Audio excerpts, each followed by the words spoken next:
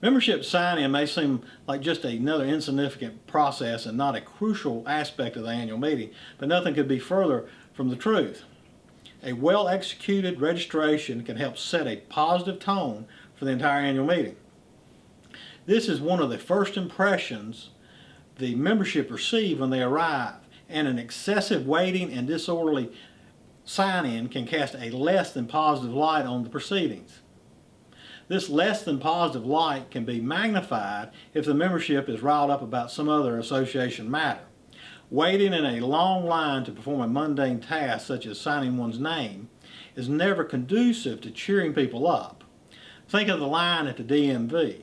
The ultimate objective is for a smooth and seamless process. It is possible for the members to sign in and be through this process in less than 15 seconds. There are a number of tactics for sign-ins, and they are effective and simple to implement. No matter the number of members of the association, there are steps that, if followed, can improve the efficiency of the meeting. The sign-in sheet should be in alphabetical order by name, along with the member's home address. Only the names should be highlighted in yellow to help assist the member finding their own name. Signature lines need to be wide enough apart to allow for a quick signature. Write in a bold color at the top of each sign-in page the first three letters of the member's last name at the top of the page. Then note the first three letters of the member's last name that is at the bottom of the page. For example, AD through BAK. This little notation can save a great deal of time for members searching for their names. If feasible, taping sign-in sheets to tables allows for expedited registration. The table should be labeled as AB table, CD table, etc. Multiple pins should be distributed on each table so that essentially dozens of members are signing in all at once and leaving no need for a line. I work with a homeowners association that has over 2,500 members and holds their meetings in a school cafeteria. The lunchroom tables are moved into the hallway leading into this cafeteria. The sign-in sheets are taped to all of these tables, which provides a great way to expedite this process. There is an A through B table, C through D table, and so on. Sign-in begins at 6:30 and is typically completed by 7 o'clock. The last annual meeting had over 700 members in attendance, and the meeting was called to order at 7:02. If feasible, try not to have members in the registration line standing in the elements. Many times, merely moving the registration table further into the building will prevent this from happening. Members who become either hot, cold, or wet while waiting to sign in may not have the happiest disposition for the meeting itself. Most association annual meetings have paper handouts with related materials such as an agenda, budget, and so on. These items should be moved as far away from the sign-in area as feasible. Members collecting these items can cause a bottleneck with members reading and shuffling the papers at the sign-in table. These handouts should also be stapled together to speed up this process. If proxy forms are submitted beforehand, noting on the sign-in sheet before the meeting improves this process drastically. This notation should be entered beside the member's name who is assigning their proxy. For example, John Smith is the proxy for Mary Jones. Beside Mary Jones' name on the sign-in sheet, write John Smith proxy. Once John Smith arrives at the registration table, he should sign his name on Mary Jones' signature line, as he is accepting her appointment as proxy. Besides bringing the sign-in sheet in member alphabetical order, a list of the members by address should also be brought. Many times, this will catch names that are recorded incorrectly on the membership roll, such as a misspelling or a jumbled name. Jumbled names such as being listed as Terry Martin when it should have been listed as Martin Terry.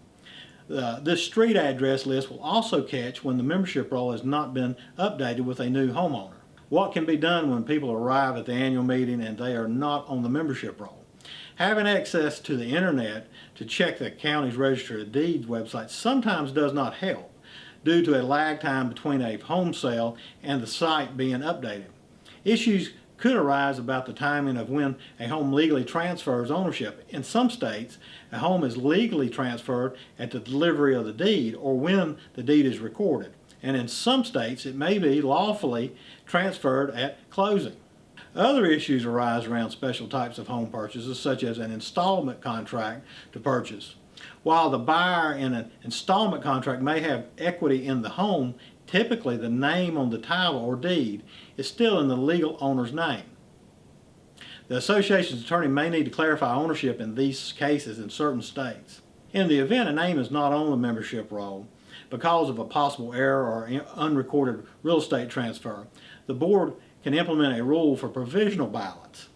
Provisional ballots are the same as regular ballots, except they are marked as such. Provisional ballot should be written on the ballot along with the name and the address of the person. Until their ownership can be verified, the membership roll cannot be updated, and their ballot needs to be set aside during the ballot counting. In the unlikely event that this provisional ballot is consequential, it can be decided before the election if the provisional ballot will need to be verified. The reasoning behind provisional ballots is to avoid potentially disenfranchising a member. If the association's governing documents prevent members who are not in good standing from participating in the annual meeting, this matter needs to be addressed at sign-in and before a ballot is distributed. The most prevalent reason for this situation is that the members are delinquent in paying their assessments. If this is the case, for obvious reasons, this should not be noted on the sign-in sheet. Beside the member's name, it should be noted C, board member or association manager. Generally, the fewer people distributing ballots, the better. The people responsible for distributing the ballots' primary focus must center around watching members sign in and only distributing a ballot once someone does sign in.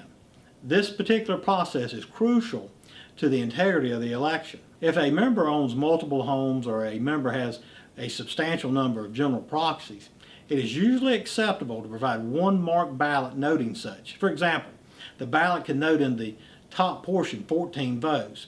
This wording needs to be initialed by the person who is distributing the ballot so it can be verified if the need arises. In condominium associations, percentage ownership is a factor in most sign-ins, and especially when distributing ballots. When preparing the sign-in sheet for a meeting, recording the members' percentage ownership beside their name will help speed this process.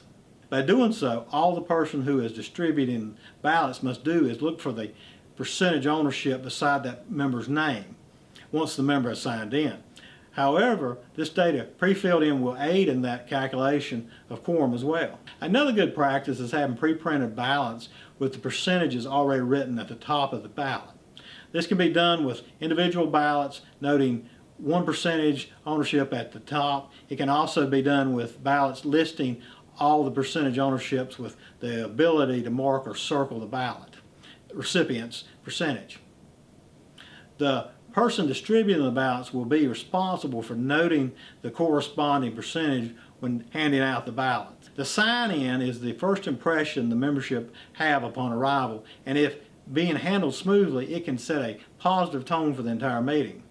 The flip side of this is while the members may not even realize when a sign-in is being handled smoothly and efficiently, they do recognize when it is not.